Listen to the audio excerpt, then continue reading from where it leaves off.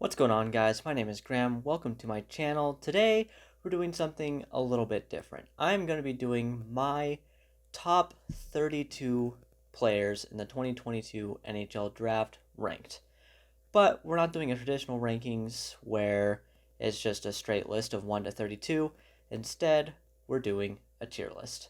I think it's a little bit easier to do it in this format because a lot of these guys are pretty close to each other in terms of their skill levels, so distinguishing between 27th overall and 28th overall, not really something that you can do that easily. So just putting them in the same tier would be a lot easier.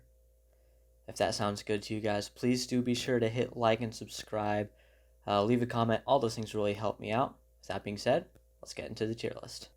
Okay, first things first, you guys can see the names of the tiers here, so we're just gonna do it. Put Shane Wright in the Shane Wright tier. Nothing too complicated here. Shane Wright is the best player in the draft. Again, I believe I've said this before on this channel, but I don't necessarily think he will be the best NHL player in this draft.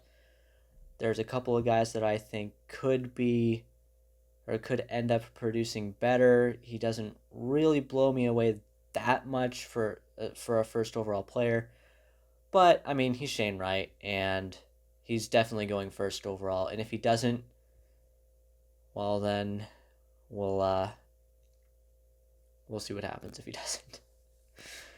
All right, so that's the Shane Wright tier. Pretty plain and simple right there. Now the next tier, contenders. So let me explain the tiers real quick. The contenders. These are just basically my favorite players in the draft that I think could challenge Shane Wright for first overall if NHL teams are gonna get daring on us. Like I said, I don't expect anybody other than Shane Wright to be called first at the draft, but if by some miracle somebody does, hopefully it's one of these players. If it's not Wright or one of these players, then somebody picked somebody off the board, and that would be it would be entertaining, that's for sure. The first guy I'm going to put in this tier is my boy Brad Lambert. I love Brad Lambert. He's my favorite player in the draft. I think he, if anybody has a chance to take down Wright in terms of who will be the best NHL player from this draft class, I think it'll be Lambert. His transition play is amazing. He's super creative. He's just really good, okay? Just take my word for it. He's really, really good in the offensive zone, really, really good in transition, and those things make for a really good NHL player. His game is also, I think, really projectable. Despite his production, guys, I know he has like 4 points in Liga or something. Go watch his World Juniors before the World Juniors got canceled. Those games are on YouTube. Just watch him play, okay? He's good. The next player I'm going to put in this tier is, of course, the man, the myth, the legend, Gleb Trikazov. What more could I say about Trikazov? He is arguably the best offensive player, the best pure offensive player in the draft. He's all offense, literally no defense. Supposedly his defense has gotten better as the year has gone on. I only watched games of his from the end of the year, and his defense was still basically an error 404 page. So I don't know. Defense is, who needs defense anyways? Yeah, he's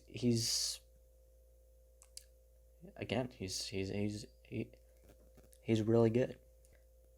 So there's one more player that I'm going to put in this tier, and then after that I'm kind of go and just start putting players in tiers. That way I'm not just doing them, one tier at a time. That's kind of boring.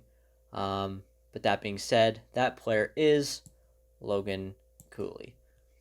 Now, I haven't seen a ton of Logan Cooley play this year, but every time I've seen him, he has been the best player on the ice, period. He's just a really solid two-way prospect, I think. Kind of similar to Shane Wright. Of these three players in this tier, I would say his game is the most similar to Wright, so maybe he has the best chance of going first overall other than Wright. Again, that's not going to happen, but I would be pretty surprised if Cooley did not go second overall. So I think Lambert maybe goes second overall. I doubt it. Trikazov definitely will not go second overall. So I think that spot probably goes to Cooley. Okay, the next player I'm going to go over is Matthew Savoy, and I'm going to put him in guys that I really like. Because I really like Matthew Savoy. He's undersized and he's not the best under pressure, but he's okay at handling pressure. He doesn't score enough 5-on-5, or he doesn't score as much 5-on-5 as I would like. A lot of his production this year in the WHL has come on the power play, but the skill is still there. The brain, the hockey sense, IQ, whatever you want to call it, it's there. His skating is really good. I've heard other scouts say that his skating is an issue. I don't think his skating is an issue. I really like him. I think he has one of the highest upsides of any players in this draft. He's kind of not quite up there, I think, with Lambert or Trikazov, but pretty solidly, I'd say, at least top 10 in terms of pure upside.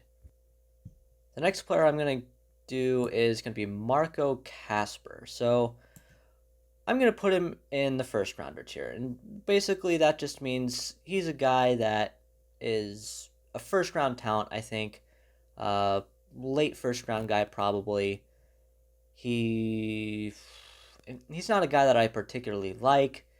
I don't know how much upside is there. I do think he plays a fairly projectable game, but he's kind of indicative of the depth of this draft class. I mean, he is more of like a late first rounder, early mid second rounder type guy, probably, but the upside just isn't really there with him, I don't think. He's probably a bottom six energy type guy, a grinder, if you will, who could probably chip in, 15, 20 goals, maybe get you 35, 40 points in a good year. All right, now I'm going to do Jagger Fergus from the Moose Jaw Warriors. Oh, that's not Jagger Fergus. Where is he?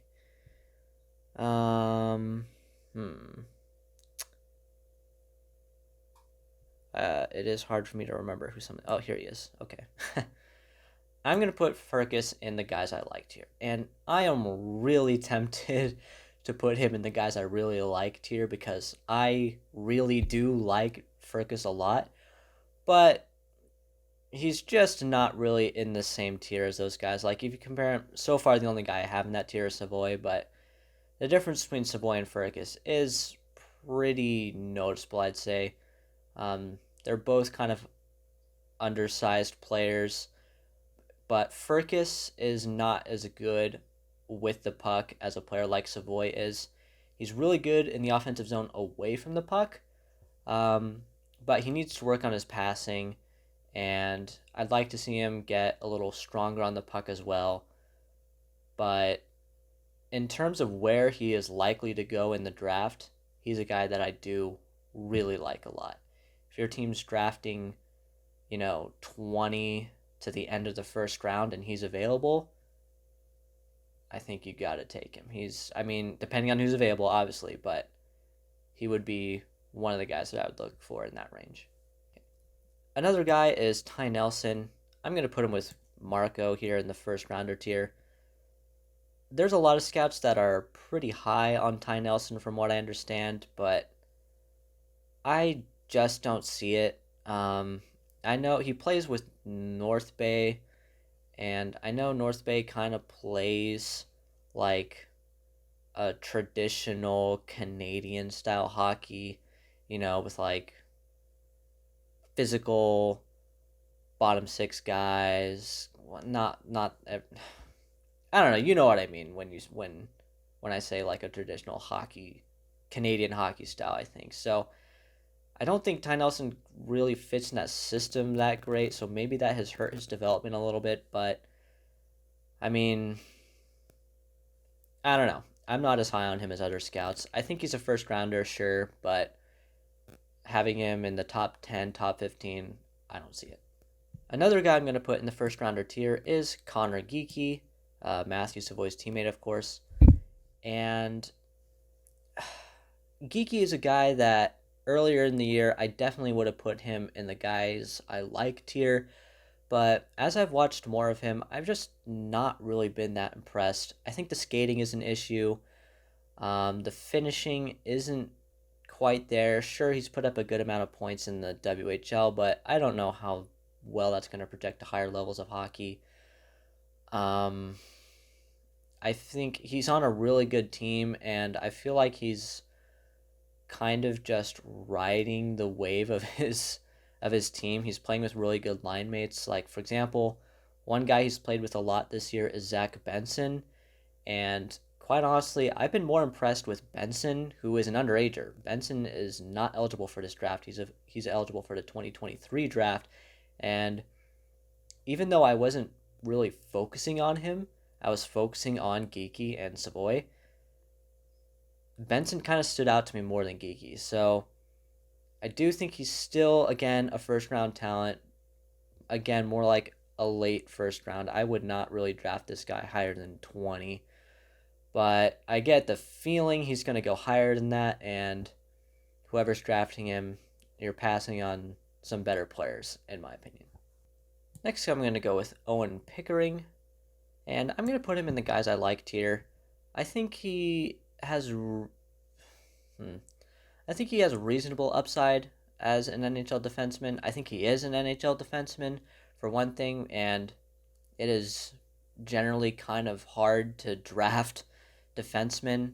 Also, this class for defensemen in general, just not the best. I don't think there's a lot of guys with a lot of upside. And Pickering, I think if he really hits, he's probably like a middle pair and maybe top power play guy, but not a crazy top power play guy. Maybe like a Rasmus Anderson, maybe if he plays on the top power play. I don't even know if he plays on Calgary's top power play, but more likely like a second power play guy. And yeah, that's really all there is to say about Pickering. Next, we have Joachim Kimmel, who I'm going to put in guys I really liked here. If it wasn't for Brad Lambert, he would probably be my favorite Finnish player in this draft class. He's still really good. He's not Lambert. He's not nearly as good in transition as Lambert, I don't think. But he has a really good shot and really good offensive instincts, and I think he has a pretty high upside. Next, I'm going to do another defenseman. When Paul, what's his name? Defenseman Paul Mintyukov. And again, I'm going to put him in the first rounder tier. I think he has reasonable upside as defenseman too. He's got decent size, decent hands, decent puck carrier, and as a mid-late first round pick, I think there's a decent chance that he will actually outperform where he's picked. So of any of the guys in the first rounders tier, at least so far, I think Mintyukov is the guy that I would like the most. Next, we have Liam Ogren, and this is another guy I'm going to put in the guys I really liked here. Of all the Djurgården players, he's my favorite. I think he's the most well-rounded player, and I don't know that he has the highest upside, but I could see him being a really good, like, second-line center who's defensively responsible, who could also chip in 20 to 30 goals on a good season. Maybe like a 60-point guy. If I had to compare him to a player, maybe a guy a little bit like Logan Couture, and that's a pretty good pick if you're inside the top 10, which I think Ogren has a pretty good chance of going in the top 10. Next, I'm going to go over a guy who I think is pretty underrated in Adam Shakura, a Slovakian winger, and I'm going to put him in guys that I really like. He's probably kind of halfway between guys I like, and guys I really like. He's got 10 goals and 17 points in 46 games in the Slovakian league this year, which is really solid for a draft eligible player, or a first time draft eligible player, anyways, for a European skater. And I, I mean, I think his offense projects pretty well to the NHL. He is a bit undersized. He's listed at 5'10", 172 on Elite Prospects, which is pretty, well, it's not that small, but it is on the smaller side for forwards. And I do think he's going to have small player problems, kind of like a Matthew Savoy, but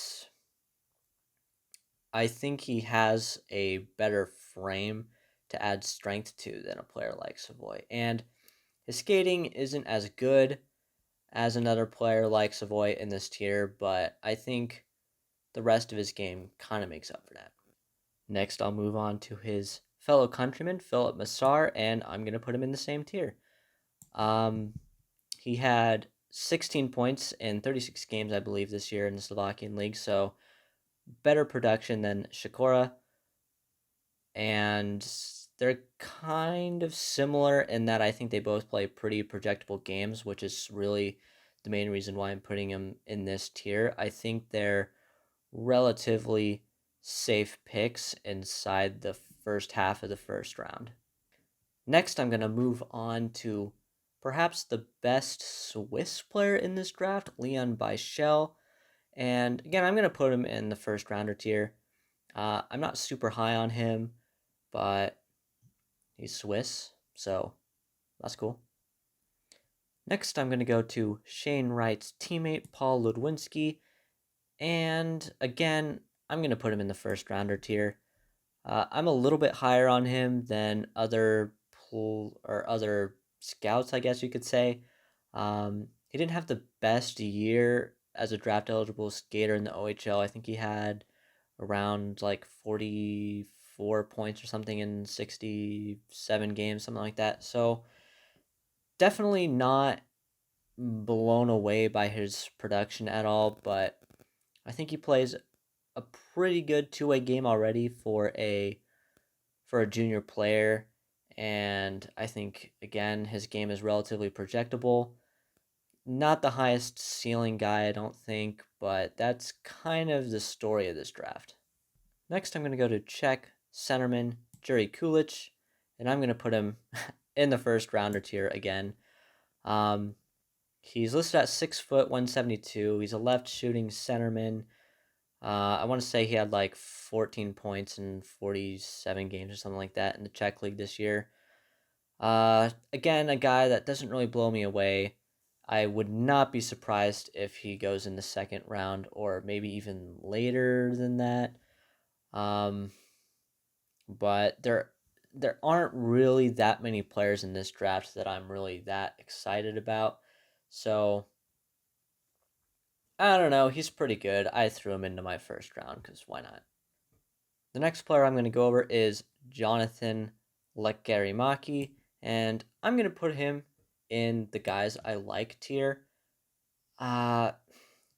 He is probably my least favorite of the Djurgården guys this year. He has a really good shot. I'll give him that. That's about it. He shoots the puck a lot, and he has a good shot. So those things do go well together. But he just doesn't really create that many dangerous chances in the offensive zone, particularly because he will shoot the puck from an area that isn't really that dangerous when a better play might be to make a pass. So for that reason, I don't really think he drives that much offense. And I think he will be a good finisher if you pair him up with a good playmaker. I think he could easily be a 30-goal scorer in the NHL. But I don't know how much he's providing I don't know how much he is providing to your team outside of pure goal scoring. Another guy I'm going to put into the guys I liked here is Seattle defenseman Kevin Gortinski, and his game is pretty simple. He is a large defenseman who has skill, and those three things are a good combo. I would not be surprised if he gets drafted earlier than I would take him. Again, I wouldn't. Not the highest upside guy again, I don't think. I do think his upside might be a little bit higher. I think he's probably a guy that you want on your team in the playoffs, even if he isn't a huge point producer at the NHL level. And for that reason, I think he's more likely than a lot of these other guys to be taken maybe mid first round, when I probably wouldn't take him. I mean, I don't know, maybe 16, 17. I think that's pretty fair for him. Next guy I'm going to go over is U.S. National Development Team program player center / winger, Frank Nazar. I'm also going to put him in guys I like tier. He's kind of an interesting one for me. He's another 5'10" forward, so not super big. And he produced pretty well this year, but one thing that's honestly pretty interesting about him to me is that he is committed to Michigan next season, and obviously that is a elite hockey program, and I honestly think that adds a little bit of value to a prospect. Going to a program like that, like, they develop NHL players, so I don't know. I think he is going to be pretty good value wherever he gets taken. I could see him again kind of being like a mid first round guy. Could be a guy that squeaks into the top 10 too. So keep an eye out on Frank Nazar. I know a lot of other scouts are higher on him than I am. Another guy that goes into the guys I liked here for me is his teammate, Seamus Casey. Casey, I think, is a really good puck carrier, really good in transition, which makes him really valuable as a defenseman, but he's not that big. I think his skating could use a little bit of work. I don't know. I don't know. It's just when you're an undersized defenseman, your skating has to be really good to succeed at the NHL level, I think. And your pace has to be really good, which I think he kind of has the pace. But I don't know. He's good.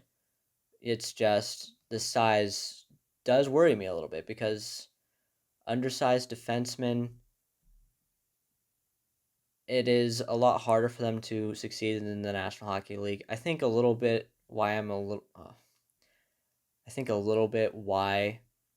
more down on him is Ryan Merkley, because I'm a Sharks fan, and Merkley has been okay. I'm not super happy with his development. He has shown flashes here and there. Maybe with a new coach, maybe with a bigger role next season, he could really show what he's got. But I don't think at this point Merkley doesn't look like he's more than a second power play type guy. And I think that is a realistic expectation for Casey as well, if he hits. This next U.S. National Development Team program player is Isaac Howard, and I'm immediately putting him in the guys I really liked here. He just produces. His offensive instincts are really good. He's got a pretty good shot, pretty deceptive shot, good release. I think he can comfortably beat NHL goaltenders on a regular basis with his shot, but he's also a threat to create dangerous scoring opportunities for his teammates. So he's just one of the guys that I think has pretty high upside in this draft class. In fact, of the guys in this tier so far, he might be my favorite, actually, which is not something that I was expecting to say. Early earlier this year, I probably would have leaned more towards Matthew Savoy, but I don't know. Isaac Howard has been a big riser for me, for sure. Next, we have Noah Ostlund, and I think I had him in the guys I liked here earlier, but I'm going to put him in guys I really like just because I feel like his skill set is. I feel like Ostlund's skill set is similar enough to Ogren that I can't really justify putting them in separate tiers. So basically, anything that I said about Ogren, more or less applicable to Ostlund as well. Next, I'm going to go with Czech defenseman David Jurček. And again, guys I really liked here. Easy decision. He's a big, he's a defenseman, and he shoots right. And we all know right-handed offensive defensemen are like hot shit all the time. And I think he's a really good one. I think he has really high upside, and he can play kind of a well-rounded game too. He's not going to get bullied off the puck because of his size. Another player that I would want on my team in the playoffs for sure. So, Jurček, guys I really like, no question. Next, we have another defenseman, this time a Russian one, and Vladimir Grudinan. And I'm going to put him guys I liked here. He's another pretty offensively skilled guy, but he's a lot smaller than a guy like Jurček, which is kind of the main difference between these players. He is listed at 5'10", like 150 something. So that's pretty slight. I would like to see him put on some weight, some strength. And another guy that I think maybe second pair, second power play type guy. Maybe if he really hits, I could see him being a power play one quarterback, but probably not like a top 10 power play quarterback type guy. I'm like a middle of the pack top power play guy. Like, that's fine. I could see that. Next, we have Lane Hudson, another guy from the U.S. National Team Development Program. And he's another guy that I think is a first rounder. I'm not really that excited about him, but I think he has shown enough I think he's shown enough that if a team takes him late in the first round, I'm not surprised by that at all. Next, I'm going to go to another Swedish defenseman in Kalle Odelius, and I'm going to put him in guys I liked here. He's another bubble guy for me, kind of in between guys I really like and guys I like. I just don't think the upside is quite there for him to be in the guys I really liked here for me. He does have a little bit of size. He's 6 foot, which isn't huge, but it's not super undersized for a defenseman. And he does have a decent amount of offensive skill, but I don't know how much that is going to translate to the NHL. It's just, the Swedish under 20 league is a lot different than the NHL. And while he's a perfectly fine defenseman, a good defenseman even in that league, and he's definitely a first rounder, I just don't know how much offense he's going to produce at the NHL level. But even if he doesn't, I think he'll be a very useful top 4 NHL defenseman. Next, we have another U.S. player, Cutter Gaussin, if that's how it's pronounced. I don't know. It's French, but he's American, so I don't know.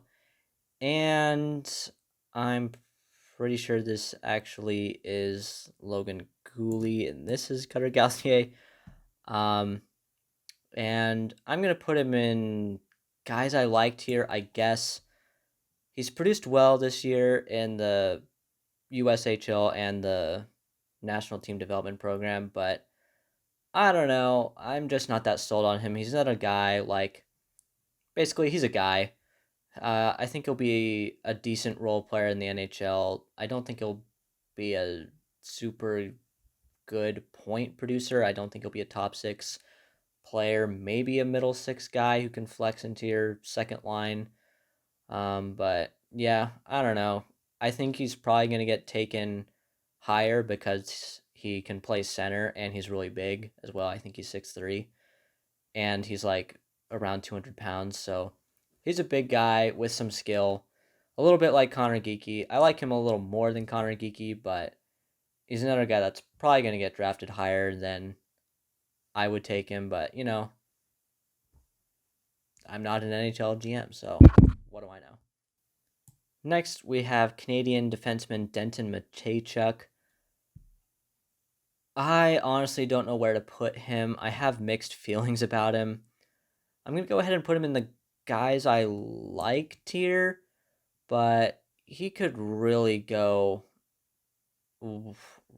one way or the other. He offensively, Matejchuk is kind of like a fourth forward out there, which is really good. He almost reminds me a little bit, and I said this in the video about him. He reminds me a little bit of Cale Makar in that sense. However, he is not Cale Makar. He's not as good as Cale Makar. He's not as good defensively as Cale Makar either.